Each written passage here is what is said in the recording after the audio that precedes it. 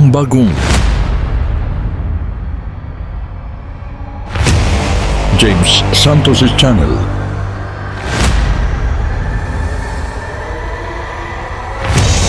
Bagong tema, bagong boses, may komentaryo. Ang pangangaral ni Brother Eli Soriano.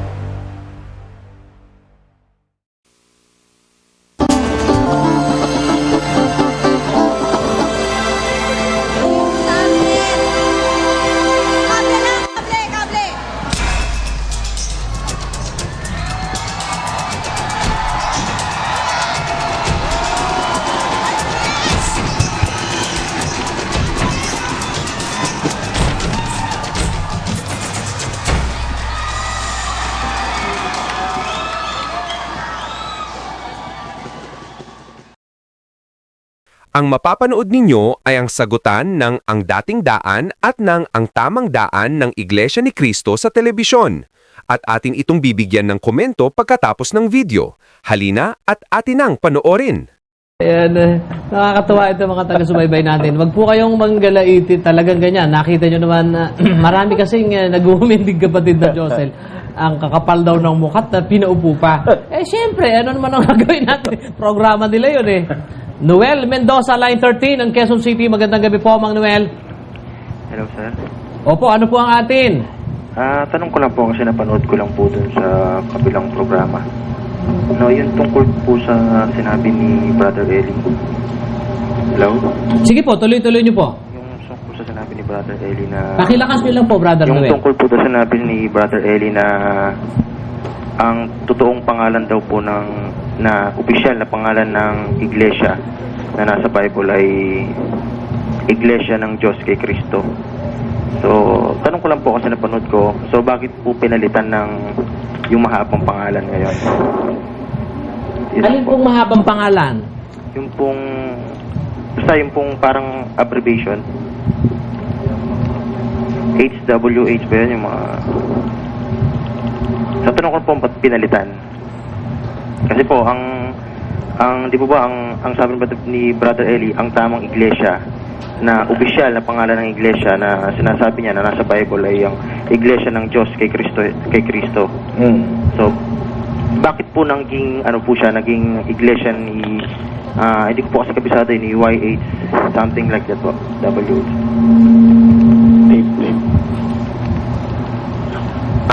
Brother Danny, Opo. gusto ko lang na maliwanagan yung nagtatanong, Brother Danny. Opo. Pinalitan daw natin kasi may utos ang Supreme Court na yung ating pangalan huwag maging similar doon sa nagrereklamo na grupo umaangkin ng Iglesia ng Diyos, di ba? Opo. Alam mo ba yon, kapatid? Yun po ang... Utos ng Supreme Court yung palitan. Kaya pinalitan namin. Ginawa namin, ginrego namin. Pero... hindi na pwedeng sabihin ngayon na yun ay kapareho. Dahil yung kanila Tagalog, yung amin Greek. At saka Hebrew. Ayun. Pero hindi namin pinalitan. Yung pa rin yun. Iglesia ng Diyos din yun. Yung pa rin po ba yung official na pangalan? Yung pa rin po ba yung sinasabi niya na official na pangalan? Hindi official. Kundi yun ang registered na name. Ganun po. Kasi marami namang pangalan pwedeng gamitin no? Ang pinag-uusapan lang kasi dyan, yung registration Ganun. Meron kasi tayong batas ng registration. Pagka nagkakapareho, pinapapalitan para wag magkapare-pareho. Diba? Kaya lalo na kung mahina sa gobyerno ang isang party, hindi ka makakapanaig. Diba? Parang ganito, bibigyan kita ng isang halimbawa. Merong serbesa rito sa atin, popular sa buong mundo. Kaya nung araw, bata ako, pag sinabi mo, isang ang beer, walang ibang beer na ibibigay sa'yo kundi yun. Dahil yun lang naman ang beer dito sa atin. Siguro, alam mo ibig kong sabihin, Ngayon, merong isang kumpanya gumawa na ang pangalan ng kanilang beer. Beer. Ganun po parang...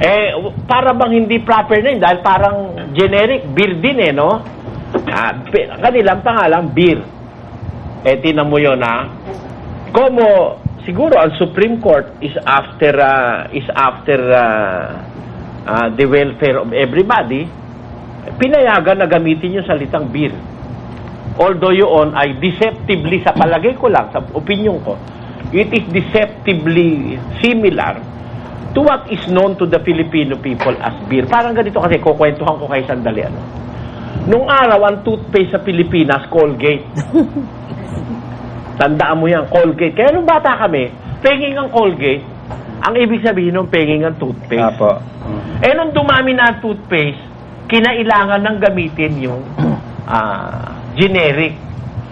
Kasi dati, yung generic at saka yung pinaka-brand name, iisa yon. Dahil iisa lang ang toothpaste nung araw sa Pilipinas nung bata ako. Ang popular na popular, Colgate.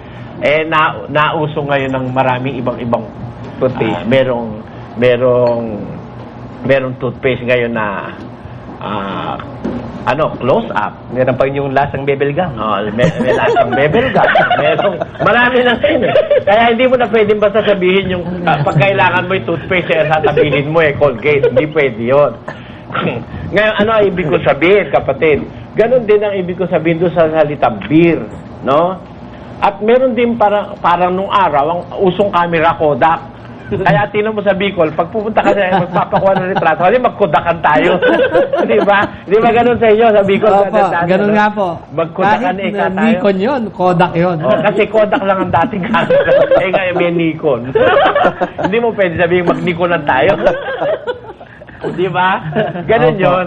Yung beer, dati isang beer lang yun. Pero nung pumasok ang kompetensya, ginawang beer na beer, pinayagan ng Supreme Court. Although, I believe, in my own personal opinion, that it is deceptively named. No? Ngayon, mo siguro, malakas sila.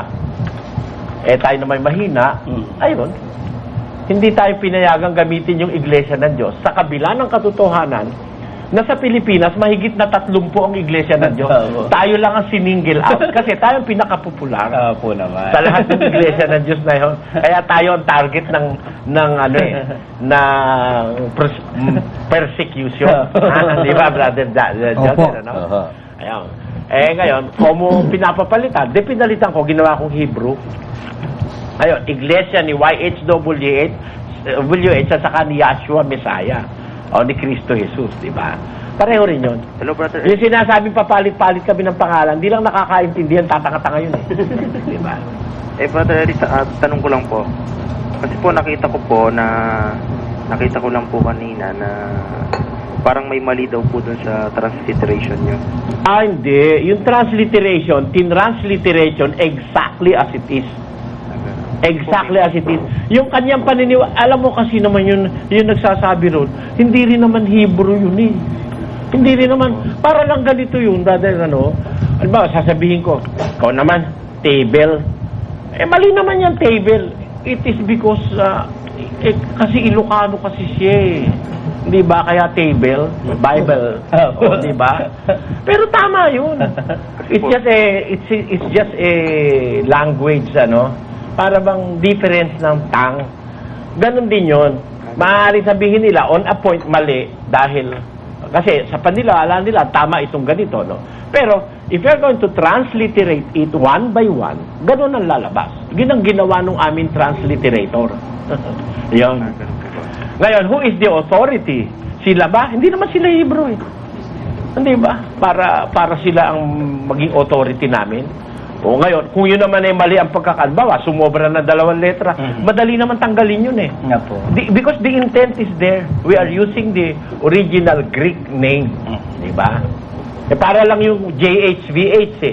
Yung YHWH na yun, nung isalin, ginawan JHVH sa German, ano? Doon naman nanggalingan yun ng Jehovah. O kaya mali rin yung Jehovah on that premise, diba? Natural, magkamali ka sa hindi mo wika. Para lang si Ramel, diba? Tinamot, halatang Bisaya pagka nagsasalita ng English. O, diba? At, kung ikaw ay meticuloso, sabi mo, mali yung pronunciation niya. Pero kinukonsider mo kasi Bisaya siya. Bagay, hindi naman lahat ng Bisaya Pilipitan dila, diba? Tanong ko lang po, Brother Ellie, no? Kasi nagtataka lang po kasi ako, kasi sinusubaybayan ko po yung programa niyo pareho, no? Bakit po sa lahat ng reliyon, sa dinami-dami po ng reliyon dito sa Pilipinas, kayo pong dalawa yung parang parang masugid na nagbapatikusan. Ano po bang Hindi, dahilan? alam mo, maiisip mo, no?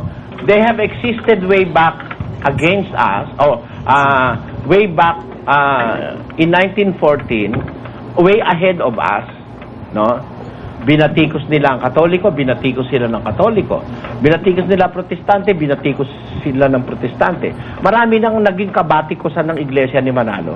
Pero ngayon lang sila nakatagpo ng kabatikusan, nababati ko sa kanila ng matindi. Tinan mo, kami lang ang pinagsagawaan nila na isang programa na ibinobroadcast sa lahat ng panig ng mundo. Na Kailan ako po ang yun topic. tumagal? Ako ang topic. Ibig sabihin, I am a worthwhile opponent. Di ba? Kasi yung Katoliko, hindi worthwhile masyado sa kanila, kaya wala silang programang design para sa Katoliko, di ba? Pero sa akin, especially to my person, meron silang programa designed to demolish Mr. Soriano at all cost. Yan ang ating information kaya makikita mo naman that they are really out to destroy me kasi alam nila na I'm a worthwhile opponent. Sabihin nila, tatanggihin nila, wala ikang kwenta, wala palang kwenta, bakit pinag-uukulan nyo ng inyong programa? Ganun lang yun.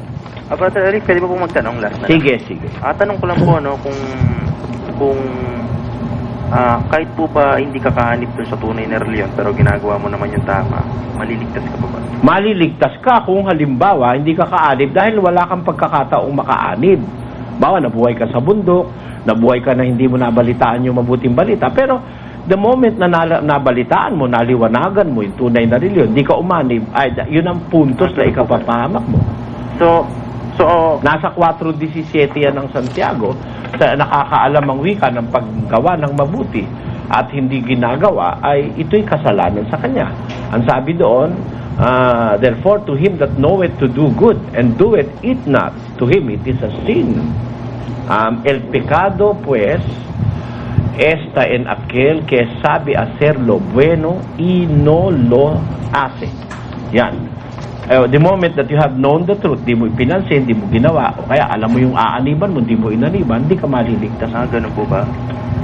Last na lang po, what if Catholic ako and then Catholic po ako, ginagawa ko naman po yung tama, sinusunod ko yung nila, o pwede namang iglesia ako, ginagawa ko yung tama, o pwede namang ang dating daan ako. So, ano po bang doon? Hindi pwede. Hindi pwede, kapatid, na Katoliko ka, ginagawa mo yung tama. Opo. Kasi kung Katoliko, ginagawa mo yung tama, ang sabi ng Diyos, umalis ka sa pagsamba sa Diyos-Diyusan, di aalis ka sa pagkakatolik mo. Ganun po. O paano mo i-claim na ginagawa mo yung tama, ilumulod ka sa Diyos-Diyusan, di ba? So, importante. Bawa, iglesia ka ni Manalo, alam mo namang madilim yung aral doon, hindi ka umaalis, utos ng Diyos, umalis kayo sa kanila, sabi. Hindi mo masasabing ginagawa mo yung tama dahil hindi ka sumusunod sa utos ng Diyos na umalis ka sa mali. Ganun po ba? Pag ganun yun, nasa ikalawang Korinto yan, 6:16. Ito po ang sabi sa talata, kaya nga magsialis kayo sa kanila at magsihiwalay kayo, sabi ng Panginoon, at huwag kayong magsihipo ng mga bagay na marumi at kayo'y aking tatanggapin. Ayun. Para tanggapin ka ng Diyos, aalis ka sa kanila, sabi. Okay. Pagka hindi ka umalis, nasa sayo rin yun, kapatid. Salamat! Okay, thank you. Okay. Next. Kunin po natin ang susunod nating caller. Line 13, J.R. Sanchez ng Pasay. Magandang gabi po. Good evening po sa inyo. Opo. Magandang gabi po. Brother Eddie, ganito po ito. Halimbawa, galing kayo sa isang sekta, dati kayo ministro, tapos nalaman yung mali, lumipat kayo sa isa pa.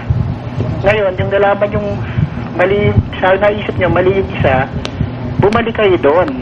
Dapat kasi di ba hindi na kayo babalik doon? Tapos magte-texto kayo. Kung kayo yung mga kasapi nila, anong mararamdaman nyo? Tapos nagte-texto ka doon, yung ministro nagte-texto, tapos kayo kasapi, ano sasabihin nyo? Sasabihin ko si Raulo noon. Hindi ako maniniwala ron. Oo. Baka kung ako'y nando sa kapilya, lalabas ako. Totoo po yun. Ganun talaga dapat. Kasi para bang wala ka ng delikadesa no, na kahit ano na lang paikot-ikuti ng ulo mo, payag ka. Opo. Sa isang may prinsipyo yung tao, hindi pwede yun. Yun nga, wala ng kredibilidad ang prinsipyo yung pastor. Oo, siyempre, miski sa husgado, kapatid, halimbawa, meron kang deklarasyong nauna. Kaya sa kaso, ito'y isang paraan ng korte to shortcut the proceedings. Meron tinatawag na pre-trial wherein doon sa loob ng pre-trial, nagkakaroon ng admission of facts. Pag sinabi mo sa pre-trial na ganito stand mo, na ikaw ay no, on the trial, hindi mo pwedeng sabihin nyo na yes ka dahil mararapatan ka ng kasinungalingan doon. And it will be detrimental to you in the case. Kaya sa kaso, under the rule of estoppel, pagka tinanggap mo ng ganon, hindi mo na pwedeng mabago yun. All throughout the case hanggang matapos yan. Ganyan sa husgado. Lalo naman sa husgado ng Panginoon Diyos. Ang sabi ng Diyos ang bawat salitang walang kabuluhang salitain ng mga tao ay kanyang ipagbibigay ng sulit sa araw ng paghuhukom. Nasa Mateo yan, Kapitulo 12 at 26 ang nakasulat po. At sinasabi ko sa inyo na ang bawat salitang walang kabuluhang sabihin ng mga tao ay ipagsusulit nila sa araw ng paghuhukom. I say unto you that every idle word that men shall speak, they shall give account thereof in the day of judgment. For Sapagkat sa iyong mga salita, ikaw ay magiging banal, at sa iyong mga salita ay hahatulan ka. For by thy words thou shalt be justified, and by thy words thou shalt be condemned. Mas yo os digo que toda palabra ociosa que hablaren los hombres, de ella darán cuenta en el día del juicio, porque por tus palabras serás justificado, y por tus palabras serás condenado. Kaya alam mo, mabigat ang sasapitin ni Rey Ismael dyan sa pronouncement na yan ng ating Panginoon. Kasi yung sinabi niya noon, para sa kanya, totoo yung sinabi niya, mali iglesia ni Manalo. Tapos bumalik ka pa ron. Mapupuri ko pa siya kung halimbawa, umalis siya sa iglesia Manalo, punta sa atin, nakakita siya ng mali kanya. Punta ka sa iba. Pero babalik ka sa iglesia ni Manalo, kawalang hiyaan yun. Yun nga po At saka, alam niyo po ba, kanina lang nakinig ako yung sinabi, binanggit pa niya si Rey Espanyol, si Romy Espanyol, na nagkaroon daw ng malagim na kamatayan dahil doon sa pumunta raw niya sa iglesia. Hindi ko matanggap po yung Brother Eli. Ang nalalaman ko ngayon siya, si Rey Ismael, ang hindi na prinsipyo at hindi na katiwiran ng inaano niya. Oo. Kung ano yung At least JR, si Karomi namatay na may prinsipyo, no? Opo Oo, may. At saka yung sinasabi, malagim na kamatayan, hindi. Yung kay Karomi ay may tumor siya sa utak na ang sabi sa ulo, sabi ng doktor, yun daw mga 3 taon na. Hindi naman yun, hindi naman malignant yun Lumalaki lang, parang ordinary cyst. Yun ang naging dahil kaya may pumutok na ugat sa ulo niya. Hindi yun malagim na kamatayan dahil meron kang mas malagim pa ron, hindi ba Yun ay karaniwang kamatayan ng tao, yung mamatay sa sakit. Pangkaraniwang kamatayan yun yung sinasabi niya na si Karomi raw, si Karomin namatay, hindi pangkaraniwang kamatayan. Yung sinasabi sa Biblia na hindi pangkaraniwang kamatayan, yun nangyari sa lumaban kay Moises. Na sila, ang kamatayan nila, bumuka yung lupa, nilamon silang lahat. Di ba? Hindi sa sakit. Yung sakit, pangkaraniwang kamatayan ng tao. Mali siya doon, mali. Opo, kaya nalalaman ko, ang dinodiyos niya ngayon po ay pera, yung kagiginhawa ng kanyang tiyan. Hindi na po talaga bibili ang inaano niya. Kasi bumalik siya dun Hindi po ba? Tsaka isa lang pararating ko kay Rey Ismael, no? Alam mo, Rey Ismael, alam mo kung sino ang tunay na tatay ni Romy Espanyol. Mag-isip ka, alam mo yon. Talagang pera ka lang talaga, pera. Ang liit ng tingin ko sa'yo ngayon. Salamat po. Salamat, JR.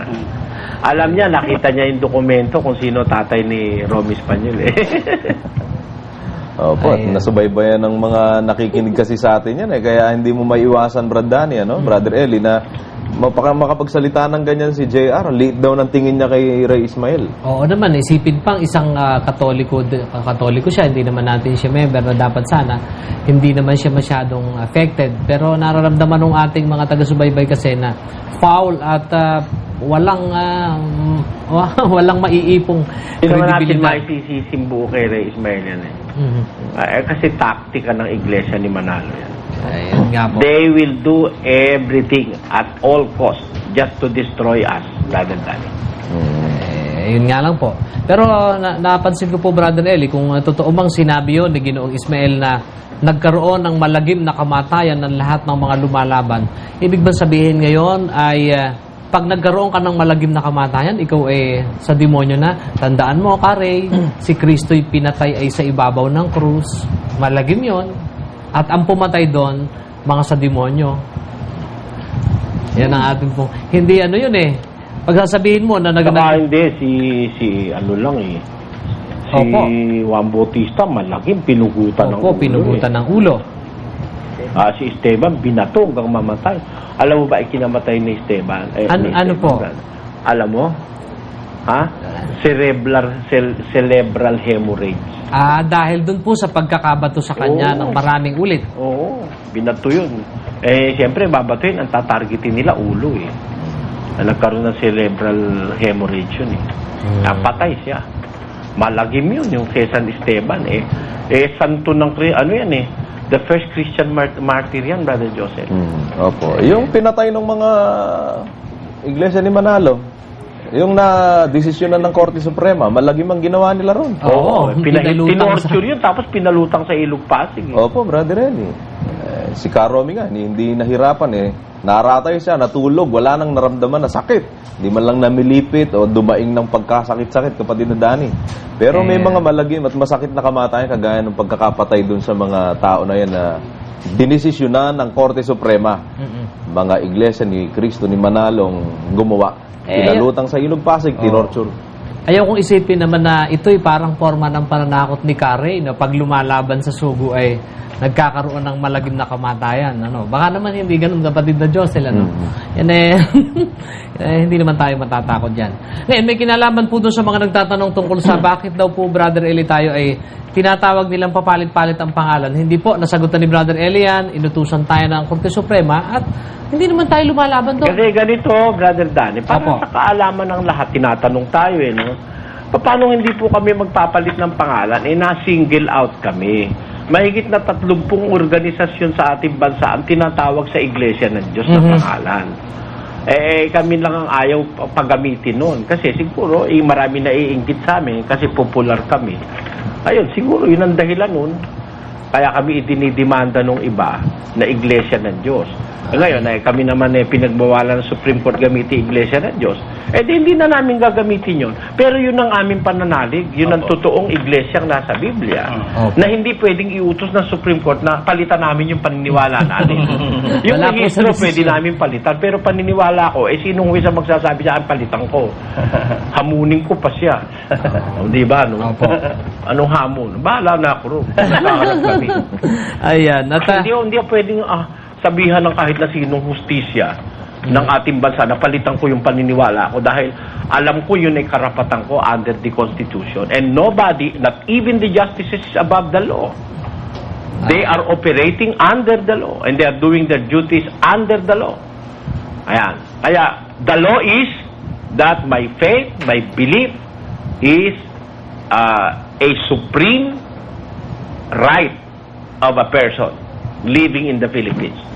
Kaya, hindi ako pwedeng utusan ng Supreme Court na palitan ko yung paniniwala ko. Pero palitan ko yung pangalan ko sa SEC, palitan. Kung gusto nga nila, wag na ako magrehistro sa SEC. After all, ang Iglesia Katoliko di nakarehistro sa SEC. Di ba? Oo po yan. Wala na rehistro. Pero hindi pwede sabihin kolorum tayo, Brother Danny. Hindi po. Because we are existing by virtue of our rights as a citizen of the country and by virtue of the laws of the Republic of the Philippines. Yon, hindi tayo nanggugulo, hindi tayo pasan ng gobyerno. We are not liabilities of the Philippine government. We help the Philippine government in molding the lives of people, especially the youth, para maiwasan ang juvenile delinquency and criminality in society. Kaya tayo, umiiral tayo sa pamamagitan ng pagtalima sa batas, Brother Joseph. Opo. Unay, batas ng Diyos, ikalaway ang batas ng ating republika. Kaya, kung sabi, palitan daw yung pangalan, pinalitan ko, ginawa kong Hebrew. Sige, order na naman nila palitan, gagawin ko ng Bisaya. Marami pa naman willing ko ayos sa mundo Pero sasabihin, papalit-palit daw tayo. Hindi. Yun din yun, Iglesia ng Diyos pa rin yung ginawa ko lang Hebrew. Para wag masabi na tayo nakikipagkumpetensya doon sa mga ang alam lang ay Tagalog. O, di Totoo ba? po yun. At may kinalaman po dyan sa papalit-palit, kung ganun nga po, alinsunod sa naipapansin na po ito, Brother Eli, sa matagal na rin naman panahon. Sila rin papalit-palit eh. Dati Opo. Kristo nila King, ngayon ginawa Opo, nila INC sila ngayon, dati sila ay tinta. INK. Oo. Dati po silang aggregate yata, pinalitan po nila nung tinatawag na Corporation Zone. Corporation Zone. Oo. Yung uri ng kanilang samahan ay pinalitan din nila. Pinalitan din po nila, Brother Eli, yung kanilang mga doktrina. Dati, si Kristo yung tinatawag na Diyos. Ngayon, hindi na. Ay, hindi na. Dati, bawal sa babae ang magsuot ng alahas Totoo po yun. at magpuputol ng buhok. Ngayon, At magpantalon. hindi na. O, di ba? At dati, sila ay naniniwalang ang mga protestante ay sa Diyos. Eh, ngayon na hindi na. Dahil si Felix Manalo ay nagpapatong ng kamay sa protestante. Doon sa mga protestante. Eh, ngayon, sa demonyo raw protestante. Opo. Kaya yan ang pangunahin. Nauna pa sa atin yan ang papalit-palit. Opo.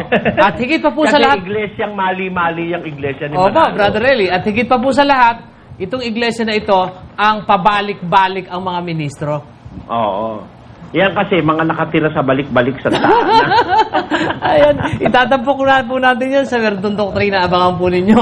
Ang maraming mga papalit-palit, mga pabalik-balik, at mga mga nakakagulot, nakahihilong mga aral ng Iglesia ni Cristo. Yan na po ay hindi nyo mapatutunayan na papalit-palit kami ng pangalan. Inutusan tayo ng Korte Supremang palitan, di pinalitan ang bigkas. Pero yung esensya, yun pa rin po yun. Oo. Nasa Saka Biblia yung pa rin ang paniniwala ko na ang Opo. iglesia sa Diyos. Ayan. Sige po. Para mapatunayan sa harap ng taong bayan sino ang nagsisinungaling sa amin. Ako ba, Reynante Ismael, o si Ginoong Paul Guevara at ang mga tinamaan ng daan ng mga kaanib sa iglesia ni Cain.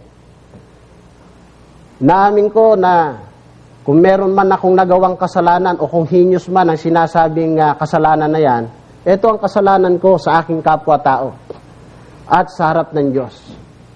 Mula nung ako'y maging ministro sa Iglesia ni Manalo at nagamit nila sa pag-akit sa mga tao sa maling kaparaanan ng paglilingkod sa Diyos. Yan ang heinous crime na nagawa ko sa aking kapwa-tao at sa harap ng aking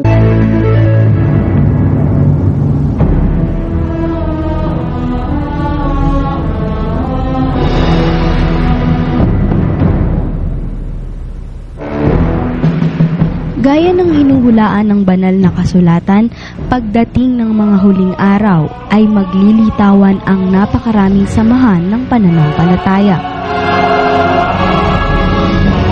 At ang bawat pinuno ng mga nagsulputang iba't ibang relihiyon na nagpapakilalang sila daw ay sa Diyos, ay nagtatanyag ng kanilang mga sarili na sila'y mga sinugo ng Diyos. Sapagkat nasusulat na di maaaring makapangaral kung hindi mga sinugo ng Diyos. At isa na dito ang kinikilalang sugo ng Iglesia ni Cristo, na si Ginoong Felix Manalo. Ayon sa pagtuturo ng kanilang mga lathalain, tulad ng nasasaad sa July 1956 issue ng Pasugo, sa isang artikulong isinulat ng isang Ginoong Pedro Reyes Villanueva, na may pamagat na ang huling sugo ng Diyos sa wakas ng lupa. Sa page 7 ay mababasa natin kung paano ipinakikilala ang kanilang kinikilalang mangaral. Si kapatid na Felix Manalo ay huling sugo ng Diyos sa wakas ng lupa. Kaya huling sugo, gaya ng ating napag-aralan, ay sapagkat pagkatapos ng gawaing kanyang isinasagawa, sa makatuwid bagay ang pangangaral ng mga dalisay na salita ng Diyos, ay wala ng iba pang sugong darating, kundi ang kakilakilabot ng paghuhukom o ang katapusan ng pag-iral ng sanlibutang ito. Kung huling sugo na pala si Ginoong Felix Manalo, hindi na ngayon maaaring kilalaning sugo si Ginoong Eranio Manalo na siyang kasalukuyang puno ng samahang ito.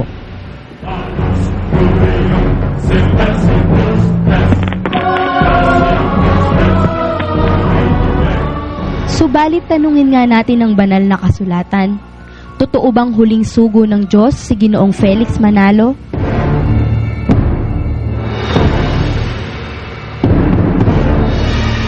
po yung aral na ukol sa sugo. kinikilala nilang sugo, ang kapatid nilang Felix Manalo, na huling sugo. Kapag sinabing huli, wala nang kasunod. Nung buhay pa, si Ginoong Felix Manalo, ay safety sabihin nila na siya ang huling sugo. Buhay pa eh. Ayan, doon nagtuturo eh. Nung papagpahingahin na mayapa na, ano problema?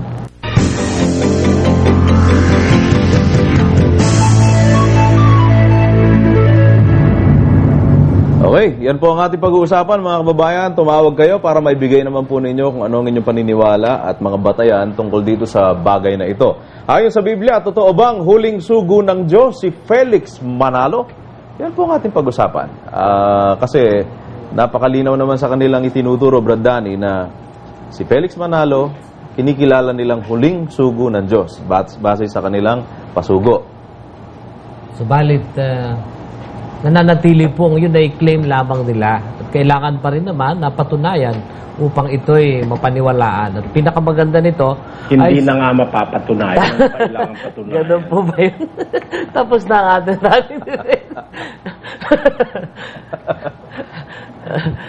Magkagayon pa po ay inaanyayahan namin kayo, yung mga ministro ng Iglesia ni Cristo, tumawag kayo para naman marinig kung paano nga ninyong ginagawa na ang tao ay nahihilot ninyo sa ganyang paniniwala. At i-air namin kayo, promise, kapatid na Josel. Hindi grounded ang mga linya namin. Attorney, sila mag-aanyayan tumawag tapos grounded daw ang linya. Dito sa atin hindi. Bukas po ang mga linya. Kung kayo sumasang-ayon dahil iglesia kayo ni Cristo ni Manalo, tawagan niyo po kami sa 426-9192, 426-9188, 426-9178. Yan po ang mga linya para sa inyo.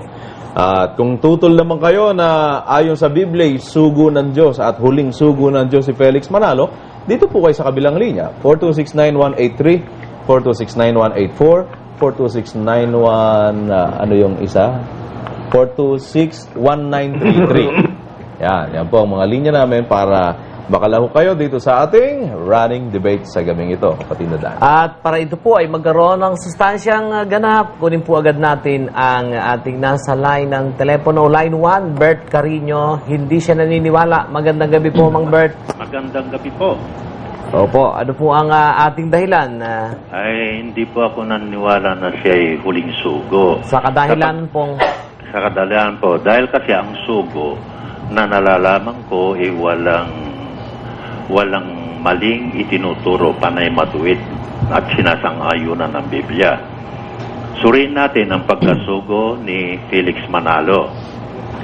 Siya raw, sinasabi nila, tinuturo nila na siya raw yung anghel na umakyat sa sikatan ng araw na hindi naman sinasang-ayunan ng Biblia. Kaya mali. Siya raw yung uod na Jacob na hindi sinasang-ayunan ng Biblia. Kaya mali pa rin. Siya raw yung pastor sa 1 Gis 11:16, hindi sinasang-ayunan ng Biblia. Kaya mali pa rin siya. At siya yung ibong mandaragit na sinasabi nila na si Felix Manalo, hindi sinasang-ayunan ng Biblia. Kaya mali. Ngayon, mayroon pa silang abuluyan sa Santa Cena na ginaganap sa umaga. Ang mga apostol noon at ang Panginoong Hesukristo nagsanta Cena sa gabi, sa kanila umaga, may abuluyan pa, kaya mali. May abuluyan sila sa Huwebes, tuwing Huwebes, kaya hindi sinasang-ayon ng Biblia, kaya mali na naman ang turo nila. Ang sugo ay hindi natatakot na sinasabi nila siya raw ang sugo na sinabihan ng Diyos na huwag kang matakot at palalakasin kita. Ngayon, nung panahon ng Hapon, siya ay natakot, ibinigay kay Vasquez ang kanyang pagkasugo. Aywan ko kung tinanggap naman ni Vasquez yung pagkasugo ni Manalo. Ngayon, ang ibig kong ipaliwanag, kung ang isang sugo ng Diyos ay matuwid, walang maling itinuturo. Itong sugo naman na sinasabi ng Iglesia ni Cristo, puro mali ang itinuro. Yan ba matatanggap nating sugo? Sa kanila lang siguro. Pero hindi nila mapapatunayan na kahit na sino sa kanila hindi napapatunayan na sugo si Felix Manalo. Ngayon, pagka hindi lang napatunayan, makikilala bang sugo si Felix Manalo? Hindi. Sino man sa kanila, lahat ng mga ministro ng iglesia, kahit na yung puno nila, si Manalo mismo, hindi niya mapapatunayan na siya'y sugo sa huling araw. Ngayon, ang aking masasabi ngayon, si Felix Manalo, sugo sa huling araw ng piyesta. Bakit po naman, Ma'am Bert? Yun ang isinagot nila dun sa tanong ninyo na mababasa raw na may huling araw pa. Nung sinagot sino ba yung sumagot nata? Si Rene ata, huling araw ng piyesta ang sinasabi nila ron. Ngayon, pagka wala na yung huling araw ng piyesta, hindi na siya sugo. Kaya ang masasabi ko ngayon, hindi kailanman naging sugo si Felix Manalo. Panay mali ang kanyang itinuturo sa kanyang mga kaadib. Ayan, okay. Pwedeng tutulan yan ng mga... May tatanong pa ba, Brother Josel? Ano po? Totoo ba yung nabasa ko kanina sa dyaryo na dinimanda naman si Brother Eli? Ewan ko po ako. Wala akong balita ng Brandania. May info, dinimanda raw uli ng libel. Ba, ganun Libelo. po ba? Check po natin, Ma'am Bert. Hindi naman po bago yan kung sakali mang may ganyan Dahil ginagawa naman po talaga nila yan Hindi sila makalaban katwiran sa katwiran. Dimandahan ang kinakailangan nila para mabusalan siguro si Brother Eli sa paghahayag ng katotohanan ng mga hindi makatuturang turo at aral ng Iglesia ni Cristo. Gusto nilang talagang patahimikin sa mga ganung mga demanda siguro. Tingnan po natin. Okay. Yan naman po hindi bago dahil ang totoo, dami na pong nakasampang libel na kaso kay Brother Eli. Ang promotor, yung mga kaaway natin na yan. So, ganyan po yan. Salamat po. Okay po, maraming salamat, Ma'am Bert. Thank you very much. Next caller, Brad Danny. Opo. Opo. Saka kay Brad Willie, tsaka lalo na po kay Brad Eli. No. Hindi pa ako naniniwala na huling sugo na po si Manalo. Siguro po pwede po, huling sugod. Bakit? Kasi po naniniwala po ako na yung sugo, nagtuturo po ng kabubuti ng mga tao. Siya po, tinuturo niya po yung makakapang-impyerno sa mga tao Halimbawa? Pa? Example? Halimbawa po yung si Kristo, si Kristo po, tao, sabi nila. Tapos po, yung mga ikapu, paano po pag mahirap na yung mga kaanib nila, di kawawa naman po yung mga kaanib. Ikapu pa. Cristel. Po? Mali yun, hindi naman sila nagtuturo na ikapu. Ay. Hindi kasi sila yayaman pag nagturo sila na ikapu. Tanong mo sa akin kung bakit. Po? Bakit po? Kasi kung ikapu, 10% lang. Sa kanila, 16 ang abulo yan. 16 po. 16% na yun kung tigwa 1%. Habit naman po pala yung mga iglesia ni Cristo Habit. Biro mo. Mabuti pakita natin, Brother Josel, yung dain ng abulo yan sa kanila. Sige. Ayan, sa kanilang ministerial ethics and church procedure, ang mga ingat-yaman ang tuwirang mananagot ng lahat ng uri ng salapi ng lokal. Maging ito ay abuloy ng Panghuwebes, Isa, Panglinggo, 2, at Kabataan. 3, Tinitipon construction, 4, pagbili ng lupa, 5, at pagpapakumpuni, 6, at pagtatayo ng kapilya. 7, At gayon din ang salaping inilabas mula sa lagak, 8, buklod, 9, kadiwa, 10. at iba pa. Ayun ang marami. Meron pa yan, Brother Eli. Alin pa? Eto pa po. Gayon din ang iba't ibang pabilin na may kalakip na salapi. Ayun. Ano yung pabilin? Pabilin, may kalakip pa salapi. Ano? Yun po ang wala sa Biblia, kaya sila lang may invento niyan. Sila ang ano eh. Kung yan lang nasa Biblia, alam ni Brother Eli supposed to be, di ba? Pagka anumang turo, nasa kasulatan, hindi mo itatanong kay Brother Eli na hindi niya alam. Pero ito, hindi alam ni Brother Eli to dahil sila lang may invento nitong pabilin na ito, Brother Eli, na may kalakip na salapi eh. Pabilin? Opo. Kaya, ano yung pabilin eh? Mas alam siguro ni Brad Marcos yan dahil galing siya dyan. Eh. Wala ba si Brad Marcos dyan, Brad Willie? Wala. Pinagbilin din eh. Ganun po ba? Nako. Ayan. So, in fairness, anong pangalan ng caller? Si Cristel. Cristel. Oh, wala silang ikapu. Oh, in fairness, wala silang ikapu. Po?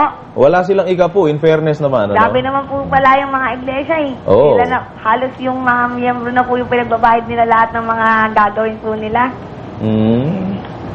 Ano yung salita mo kanina? Hapit ba? Happy po sila talaga mangurakot ng pera eh. Dapat mag-business lang po sila, wag na silang magrelihiyon. Minamali pa po nila yung mga tao eh. Ay, ayun. Melinda? Po? Yan, game na. Sige, ano naman ang basis mo? Bakit hindi ka naniniwala na siya'y huling sugo ng Diyos?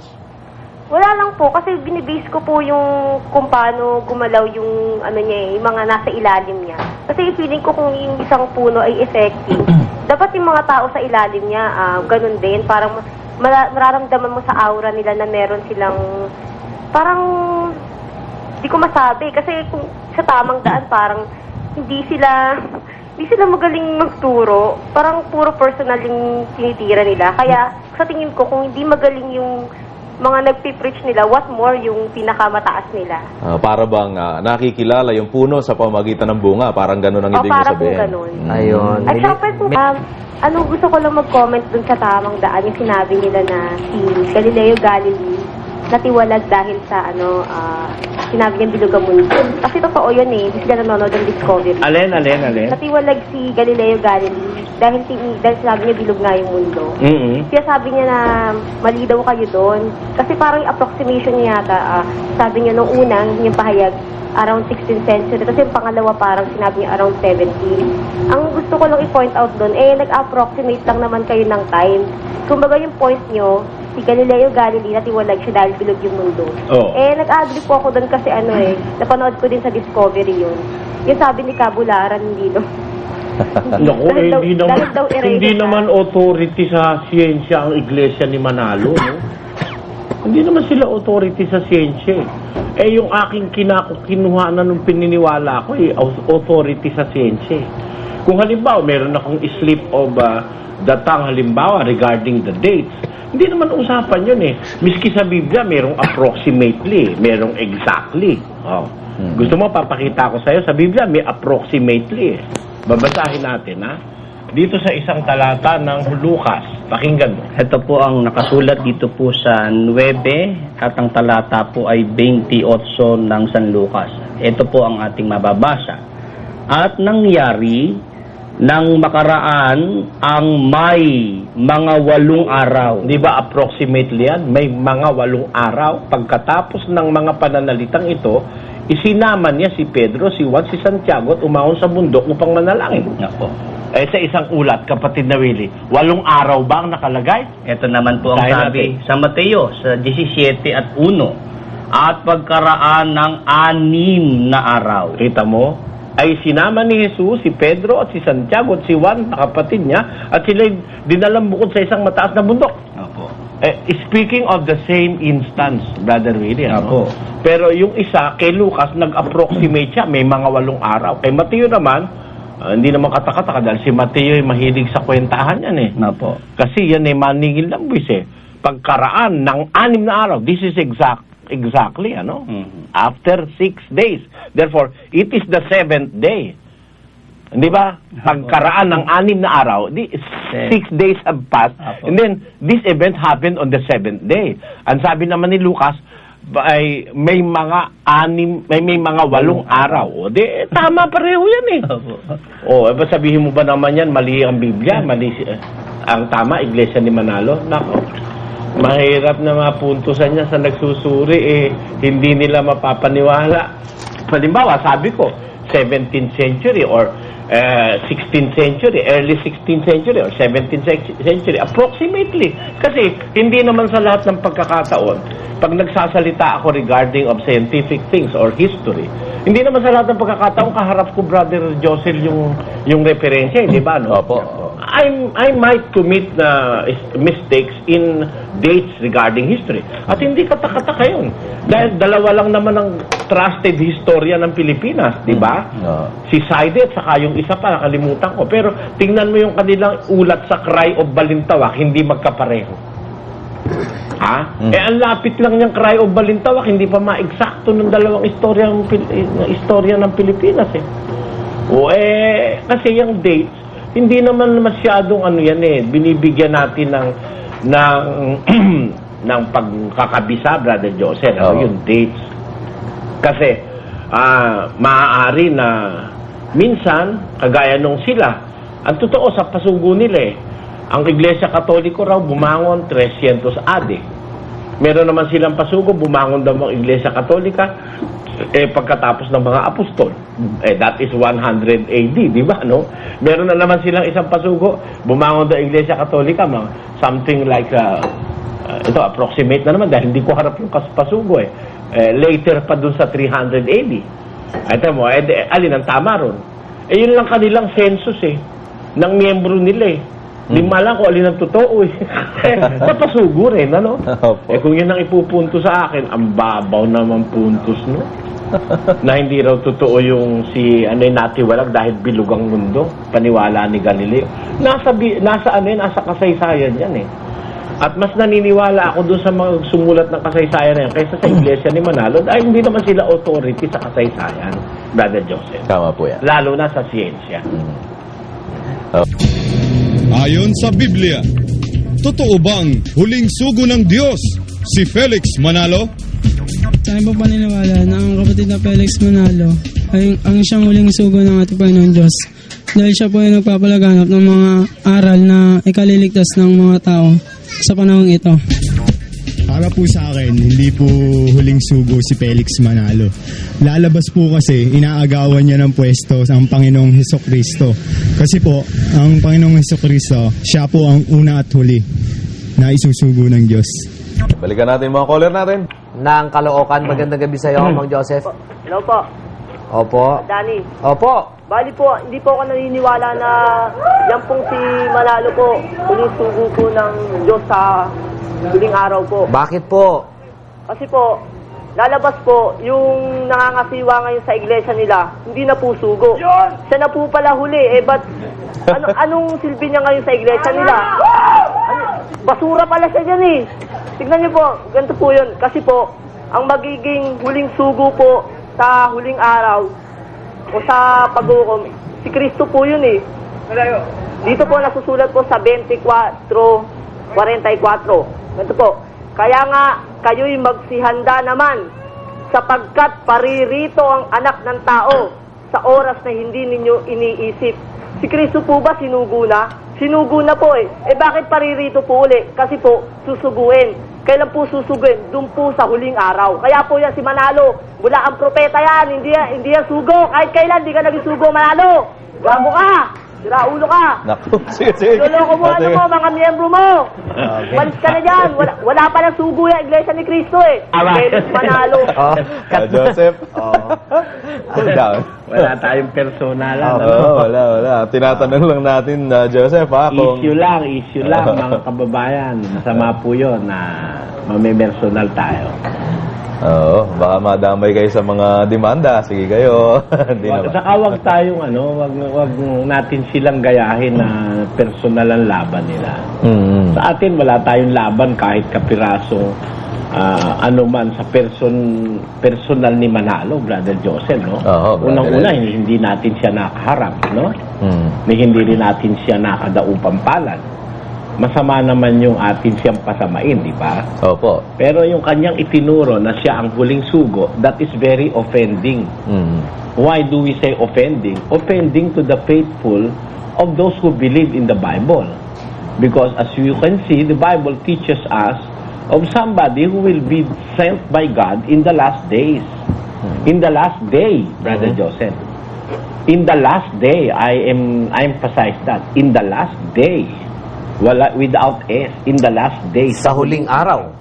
And it is Jesus Christ our Lord who will be sent by God in the last day. For what purpose? Sinasabi yan sa 6:44 o sa 6:44 ng Juan. Ang sabi, walang taong makakalapit sa akin, maliban na ang amang nagsugo sa akin, ang sa kanya'y magdala sa akin, at siya'y aking ibabangon sa huling araw. Susuguin pala ng Diyos uli ang Panginoong Hesus sa huling araw at ibabangon yung mga tao na ipinagkaloob sa kanya ng Ama. Kaya kung ang pag-uusapan, huling sugo, abay, ang huling-huling sugo ang ating Panginoon Kristo sa huling araw, Brother Joseph. Kasi the last of the days of the human history is the day when Jesus Christ will resurrect all the faithful, Brother Joseph. Kaya yun ang ating kaya sinasabi ko offending yung paniniwala na si Manalo huling sugo ng Diyos. Sa akin, hindi ko matatanggap yung kahit kailan dahil na-offend yung aking feeling as a faithful na naniniwala sa Biblia. Si Kristo hindi pwedeng palitan bilang huli. Siya ang una, siya pa rin ang huli. Di ba? At siya ang kahuli-hulihang gagawin niya bilang isang sugo ng Diyos, lilipulin niya ang kamatayan. Yun ang kahuli-hulihan niyang obra, Brother Joseph, bilang sugo yung namatay, i-resurrect niya. And that is his triumph over the over death. Sinasabi yan sa Korinto 15:24. Hindi, taas mo na doon sa huling-huli na, Brother Will. Ito po ang sinasabi dito po sa talatang 26. Ang kahuli-hulihang kaaway na lilipulin ay ang kamatayan. Tuloy. Sapagkat kanyang pinasuko ang lahat ng mga bagay sa ilalim ng kanyang paa. Tatapwat kung sinasabi ang lahat ng mga bagay ay pinasuko, ay maliwanag na itinangi yaong nagpasuko ng lahat ng mga bagay sa kanya.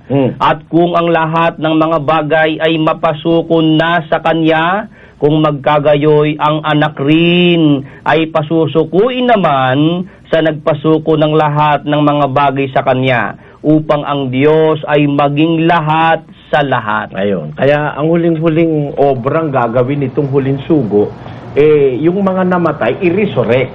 Pag na-i-resurrect na, ibig sabihin, nagwagi na ang kamatayan o nagwagi na ang buhay laban sa kamatayan.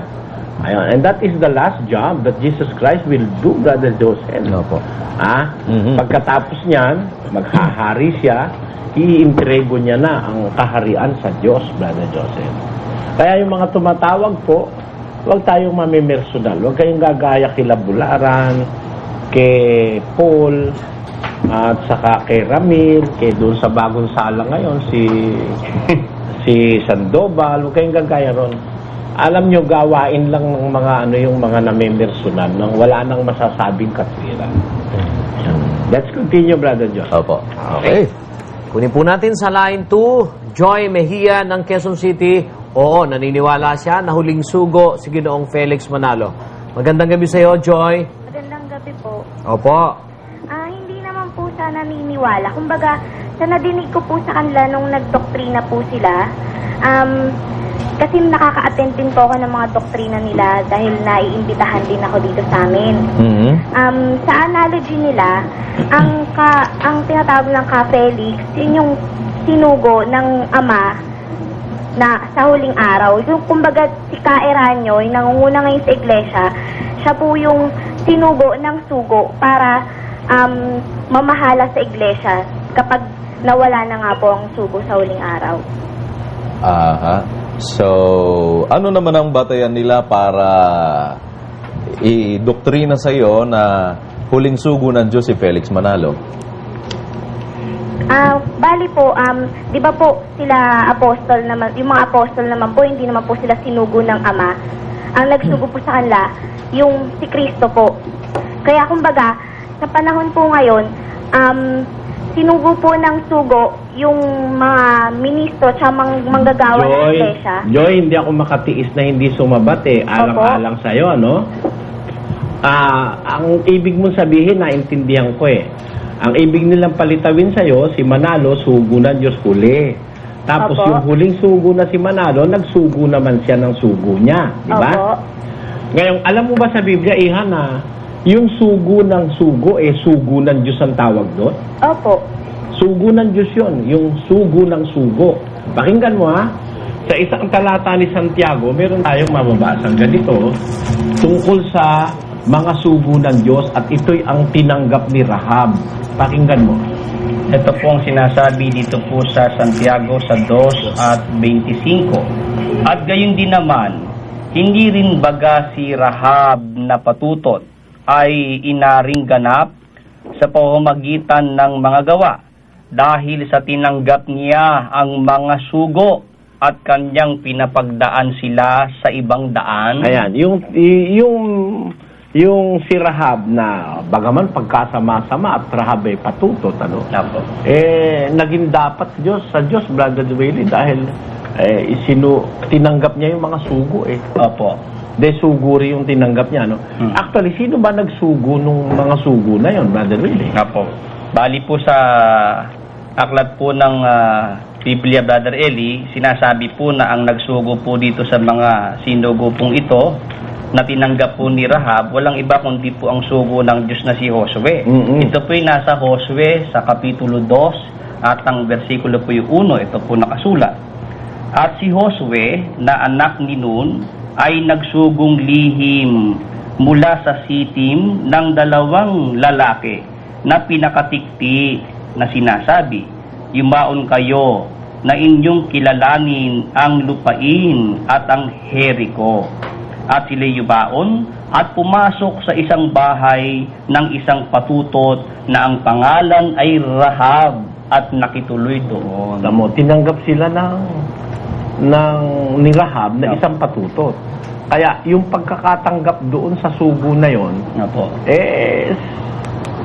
naging dapat sa Diyos si Rahab na patutot.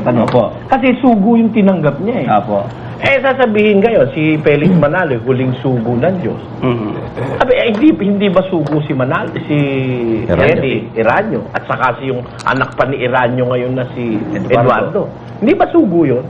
Pagka tinanggap nilang sugo yung mga yan, mali yung kanilang analogy na si Manalo ang huling sugo. Kasi sugo pa rin yung ngayon hindi huli yung lolo. Ganon yon, Joy. Mali yun. Pwede po bang magtanong? Joy? Kayo po, sino pong kinikilala niyo pong sugo? Ako tatanungin mo ang kinikilala kong pastor, sugo, apostol, obispo, nasa Hebreo 3. Sabi po sa 3 at 1 po ng aklat ng Hebreo, ito po ang ating mababasa sa talata. Kaya mga banal na kapatid, mga may bahagi sa pagtawag ng kalangitan, inyong isipin ang apostol at dakilang saserdote na ating kinikilala, si Jesus. Ayan, pati si Pablo kumikilala sa pagkasaserdote at pagka-apostol ng ating Panginoong Jesus. Yun din ang kinikilala ko. Salamat Yan. Sige po, salamat po. Thank you, Joy. At Brother Eli, ito pong sinasabi ni Joy na ito, palusot na lang po ng mga INC yan ngayon dahil hawak po natin ang isang pasugo, 1956, tungkol nga dito sa paniniwala nilang huling sugo ng Diyos sa wakas ng lupa, itong si Felix Manalo. Pero po silang ganitong sinasabi noon buhay pa ang Felix Manalo dito. Lagay natin sa screen. Opo. Ilagay natin sa screen at basahin natin. Ito po yan. Sabi rito, si kapatid na Felix Manalo ay huling sugo ng Diyos sa wakas ng lupa.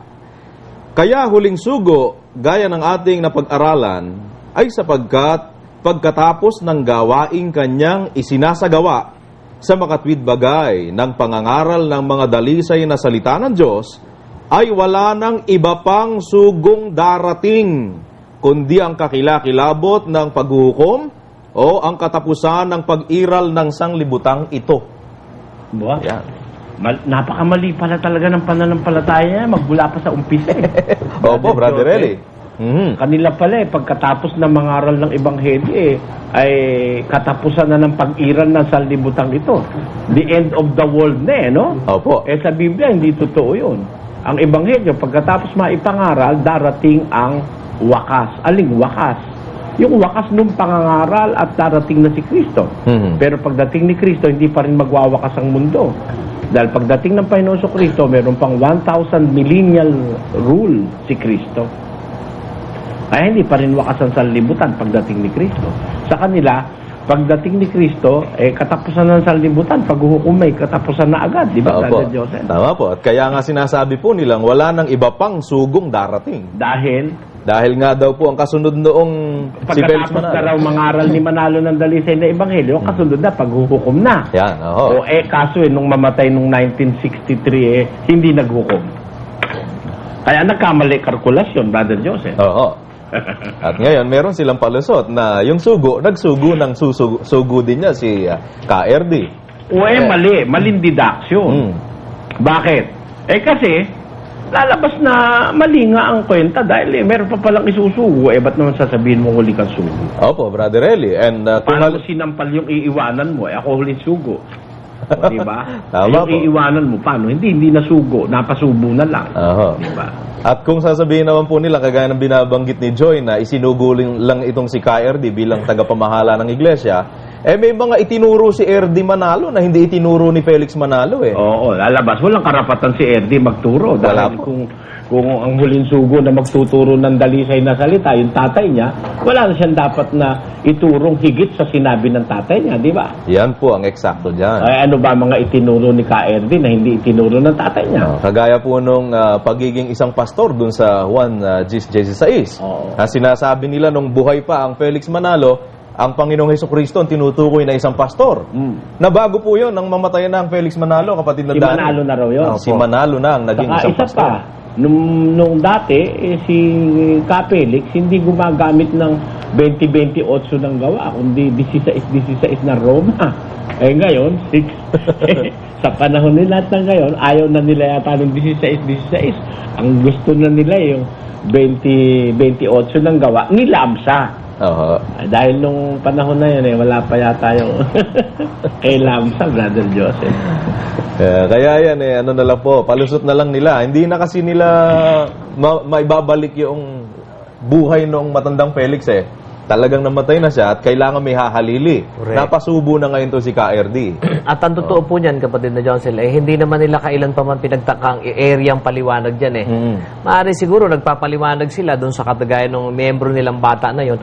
Tsaka sana, huwag kayo magtatago sa ibang relihiyon. Masyado namang hawa yun. Hapit naman, kumbaga. Born again, ang paniwala mo si Manalo sugo mo, masyadong hawa. Pangit di pakinggan at pangit pagmasdan. Huwag tayong mahiya kung talaga Iglesia ni Cristo ka, di so be it. Ako, di ko kinahiya. Si Brother Eli Soriano ang kinikilala kong sugo ng Diyos sa ating panahon. Kapatid na Josel, ba't mo naman ikahihiya yun? Tapos playing safe, magpapakunwaring born again. Anyway, ganito lang ang analysis ko niyan, kapatid na Josel. Kung totoo ang inaangkin nila nung una na si Ginoong Felix Manalo ay huling sugo, ipagpalagay nating tama, sandali. Hindi sugo ng Diyos si Iranyo Manalo. Kung si Manalo naman na Iranyo ay sugo ng Diyos, mali ang claim ni Felix Manalo. Di ba ganun lang yon? Yun sinasabi ni Brother Eli, kung totoong sugo ng Diyos si Ginoong Iranyo Manalo, hindi dapat sabihin ni Ginoong Felix Manalong huli siyang sugo ng Diyos. Ngayon, kung sasabihin naman, nakagaya ng paliwanag dun sa bata, na ang sugo ng Diyos, nagsugo. Ang ibig sabihin, sundan natin, ibig sabihin, yung sugo nung sugo na si Felix Manalo, hindi kinikilala ng Diyos still. Dahil siya pa rin ang huling sugo Magsugo man ng 1,000 si Felix Manalo, nananatiling hindi kikilalanin ng Diyos sapagkat siya lang, ayon sa kanya, ang kinikilalang huling sugo. Mabuti, Brother Danny, pakita natin sa screen na ang claim nila si Felix Manalo ay sugo, huling sugo ng Diyos. Opo. Sa wakas ng lupa. Ito po yun. Pakilagay sa screen. Ano, kapatid na Felix Y. Manalo, huling sugo ng Diyos. Eto pa, 1956 na pasugo, ang huling sugo ng Diyos sa wakas ng lupa. Yan, si kapatid na Felix Manalo. Ayan pang isa, kapatid na Felix Manalo, sugo ng Diyos sa huling araw. Ayan. Alam mo sa Biblia, yung huling araw, yun na nga ang katapusan eh. Brother Joseph. Ganun po ba? Oo tinan mo, basahin natin yung 6:44. Kung ano yung sa huling araw, ito. Kasulat po, walang taong makalalapit sa akin, maliban na ang amang nagsugo sa akin, ang sa kanya'y magdala sa akin, at siya'y aking ibabangon sa huling araw. Yung palang huling araw, yung pala yung pagbabangon na ng mga patay, Brother Joseph. Opo. Doon palang masusuko si Manalo, mahuhuli na siya. Hindi ba? Kasi, yung huling araw, pagbabangon ng patay. Ang sabi nila, balik nga natin sa screen. Ayan, no? Kapatid na Felix Manalo, sugo ng Diyos sa huling araw. Anong libro yan, Brother Joseph? Yan Anong po libro ba ay ito? aklat na makabago ng Iglesia ni Cristo. Yan ay parang sinulat na yan ni Ginoong Eranio Manalo. Pangdoktrina. Kunin natin yung yan, mga pangunahing aral na sinasampalatayanan ng Iglesia ni Cristo INC. Sino ang yan? Ang sumulat po niyan ay si Ginoong Eranio C.G. Manalo. Kaya yan. Sa huling araw, sa huling araw, Opo, Brother Eddie. Ngayon, si Manalo rin na Eranio ang may paliwanag kung anong kahulugan ng huling araw at saka sa wakas ng lupa at mga wakas ng lupa. Di ba, Brother Joseph? Opo. Pakita muna natin yung sugo raw ng Diyos yung sa wakas ng lupa. Sa screen. Yung pasugo muna, 1956. Lagay natin. Ayan. Ang huling sugo ng Diyos sa wakas ng lupa. Ayan. Si kapatid na Felix Manalo ay huling sugo ng Diyos sa wakas ng lupa. Opo. Ano naman ang sabi ni K.R. di kung ano kahulugan ng salitang sa wakas ng lupa, Brother Joseph? Ang sabi po nila rito, sa number 178, magkasing hulugan ba ang wakas ng lupa at mga wakas ng lupa? Kahulugan ba ang wakas ng lupa at mga wakas ng lupa? Hindi. Hindi. Bakit? Magkaiba ang ekspresyong mga wakas ng lupa at ang ekspresyong wakas ng lupa. Ang wakas ng lupa ay ang ikalawang pagparito ni Kristo. Ayan. Ang wakas pala ng lupa, pagparitong ikalawa ng Panginoon Kristo. Balik natin. Ano ba ang ekspresyong ginamit sa pagkasugo ni Felix Manalo?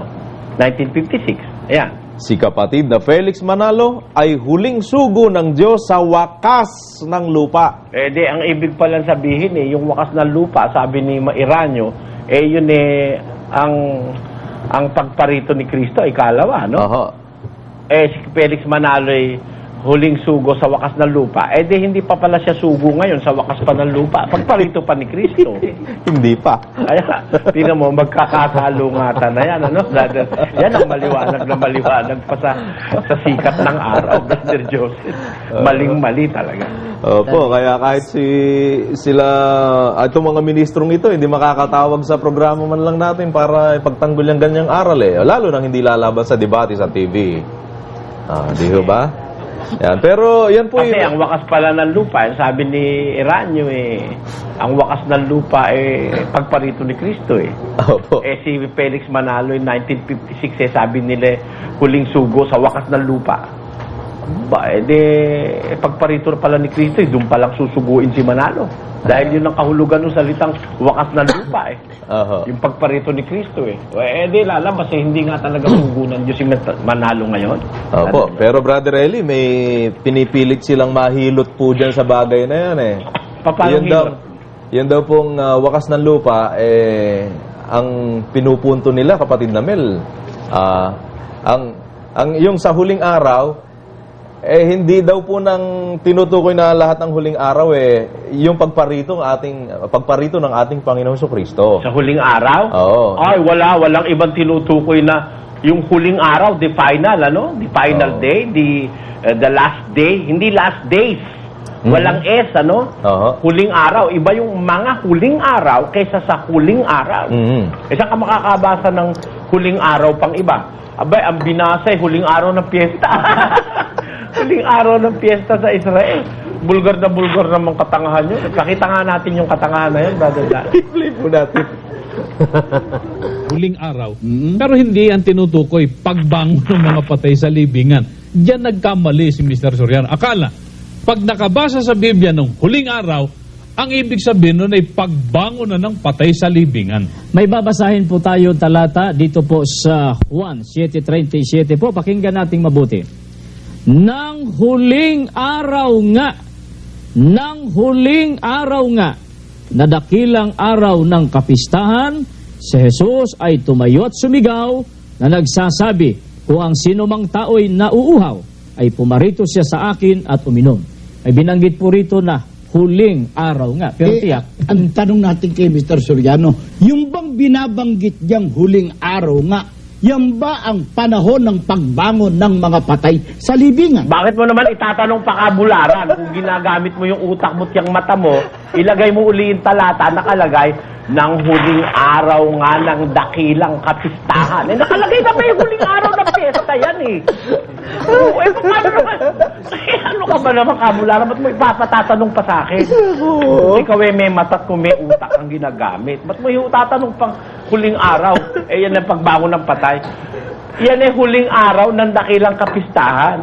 Pero yung sinasabi sa Biblia, huling araw, definitely the last day, yun nga ang pagbabangon ng patay, ibabangon ni Kristo. Di ba?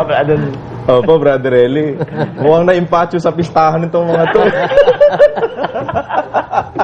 Bakit kabularan? Ang gusto nyo ang pakuhulugan ang pagiging sugo ng inyong kinikilalang sugong Felix Manalo. Huling araw ng pistahan? Opo.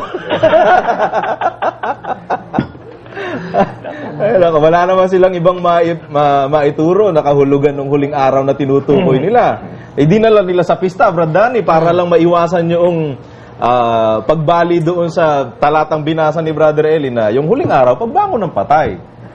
Sila, bumasa huling araw ng pista. O ngayon, dyan mo ngayon idugtong yung pagiging sugo ng kinikilala mong Ka-Felix. At saka hindi, Brother Joseph. Sila ang may pakahulugan doon sa salitang wakas ng lupa Sabi ni KRD, ang wakas ng lupa, pagbabalik na ni Kristo. Opo. Sa Biblia naman, ang huling araw, yung pagbabalik nga ni Kristo. Yung pagbabangon ng patay, di ba? Tama po. Lalabas nga, hindi pa nga sugo si Mr. Manalo hanggang ngayon. Hindi pa. Susuguin pa lang, kung sakali. Pero palagay ko, hindi susuguin ni Kristo. Bakit po, Brother Eli? Inaagawat siya Kaya huling nga Nakakahiyang paniniwala itong mga ito. Yan, hindi na nila dinugtungan ng ano pang paliwanag yan Brad Danny, Brad Willie. Naman. Sukol na sila ron Kaya nga, wala na, itinahimik na lang nila yan. Binaling na nila sa pamamersonal kay Brother Eli. Diba, ginawa na yung kanilang mga scheme na... Saka meron pa mga scheme yan. Didemanda pa tayo ng didemanda niya ng libel. Kasi dapat sila nga idemanda ng libel dahil sila itong nauuna Di ba, Opo. Tayo naman sumasagot lang tayo. Okay lang. Ganyan talaga. Hanggang may pampiyansa tayo, haharap tayo, di ba? Oo. Nakakahiya itong mga to.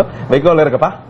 Kunin po natin dito sa line 1, Joey De Los Santos ng Paranaque. Magandang gabi po. Magandang gabi po. Opo, ano po ang ating stand dito sa ating proposisyon? Hindi ako sangayon Bakit naman po? Unang-una nga, doon sa Roma 16:16. Kasi doon sa Roma 16:16, sabi nila, ng ibang nakausap ng INC, sabi nila sila daw yun. Hello, pakihina lang po ninyo ang inyong monitor para wala po tayong feedback. Tapos pakilakasan po yung inyong boses. Yan. Hello. Sige po. Kasi sabi ng ibang INC, sila daw yung sa Roma 16:16 Naku, may feedback pa din kayo. Volume. Yan. Hinaan nyo po yung volume ng TV o radyo. Yan, malakas na. Yan. Tapos lakasan niyo po yung boses niyo. Sige Hindi po. nga ako naniniwala dun sa sinasabi nilang huling sugo dahil nga kasasabi nyo nga lang baka huling sugo sa piyesta. At saka nga yung isa Roma 16:16 nila, magkaiba yun kasi small letter yung iglesia dun capital letter lang ang C. Yun, magkaiba na yun yun ang isang tsaka yung iba nga sana, hindi ko na maduduktungan dahil nasabi na lahat ni Brother Eli yun yung mga sinabi, dapat sana ipaliwanag namin di ba? At dun po sa atin pang mga ibig magtanong, pwede po kayong tumawag sa telepono. May mga nagre-request ng ating numbers. Kapatid na Mel, ay bigay po natin ang ating proposisyon sa gabing ito. Huling sugo ba ng Diyos si Ginoong Felix Manalo ayon sa Biblia o totoo? Po, at ngayon naman para sa final natin dito sa ating proposisyon, Brother Eli, ayon po sa Biblia, totoo ba ang huling sugo ng Diyos si Felix Manalo? Kailanman, Brother Joseph, hindi naging sugo ng Diyos si Mr. Manalo. Bakit ako naniniwalang hindi siya naging sugo ng Diyos? Ano po ang dahilan? Kasi, ang sinugo ng Diyos, pag-aralan mo ang background. Mula kay Moises, kay San Pablo, kay Kristo, mga apostol. Ang background nila, biblically, hindi sila kung saan-saan ang galing na relihiyon. Kasi ang mga sinusugo, sa tiyan pa lang ng ina, inihahanda na yan ba't naman kaya yan makakalimang relihiyon? Di ba? Opo.